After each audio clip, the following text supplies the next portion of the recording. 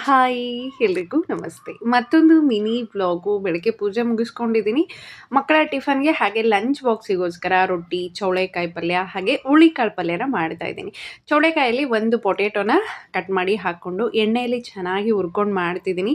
ಈ ಪಲ್ಯ ವೈಶುಗೆ ತುಂಬಾ ಇಷ್ಟ. ಹುರುಳಿಕಾಳು ಪಲ್ಯ ವೈಭವ್‌ಗೆ ತುಂಬಾ ಇಷ್ಟ ಆಗುತ್ತೆ. ಇನ್ನು ಇವೆರಡು ಹಸ್ಬೆಂಡಿಗೆ ತುಂಬಾ ಇಷ್ಟ. ಇನ್ನು ಈ ಥರದ ವಿಡಿಯೋ ಎಷ್ಟು ಜನಕ್ಕೆ ಇಷ್ಟ ಆಗುತ್ತೋ ಇಲ್ಲೋ ಗೊತ್ತಿಲ್ಲ. ನಾನು ಯೂಟ್ಯೂಬಲ್ಲಿ ಸಕ್ಸಸ್ ಕಾಣ್ತೀನೋ ಇಲ್ಲೋ ಗೊತ್ತಿಲ್ಲ. ಬಟ್ ಮಕ್ಕಳ ಆರೋಗ್ಯದಲ್ಲಿ ಸಕ್ಸಸ್ ಅನ್ನೋದು ಖಂಡಿತ ಇದ್ದೇ ಇದೆ. ಆ, ಯಾವಾಗ ನಾವು ಏನಾದರೂ ಒಂದು ಮಾಡ್ತೀವಿ ಅಂತಂದಾಗ ಅದ್ರ ಮೇಲೆ ನಂಬಿಕೆ ಪ್ರೀತಿ ಇಟ್ಟು ನಿರಂತರವಾಗಿ ಮಾಡ್ತಾ ಬಂದಾಗ ಖಂಡಿತ ಅದರಲ್ಲಿ ಸಕ್ಸಸ್ ಅನ್ನೋದು ಇದ್ದೇ ಇರುತ್ತೆ. ಈ ಕ್ಲೈಮೇಟ್ಗೆ ವೈಶುಗೆ ಯಾವಾಗಲೂ ಹೆಲ್ತ್ ಅಪ್ಸೆಟ್ ಆಗೋದು. ಪದೇ ಪದೇ ಹಾಸ್ಪಿಟ್ಲಿಗೆ ಹೋಗ್ತಾನೆ ಇದ್ವಿ. ಯಾವಾಗ ನಮ್ಮ ಡೇನ ನಾವು ಹೆಲ್ದಿಯಾಗಿ ಸ್ಟಾರ್ಟ್ ಮಾಡಿಕೊಂಡ್ವೋ ಆವಾಗಿಂದನೂ ನಾವು ಹಾಸ್ಪಿಟ್ಲ್ ಅನ್ನೋದನ್ನು ದೂರ ಮಾಡ್ಕೊಂಡಿದ್ದೀವಿ. ಮಕ್ಕಳು ತುಂಬಾ ಹೆಲ್ದಿಯಾಗಿದ್ದಾರೆ.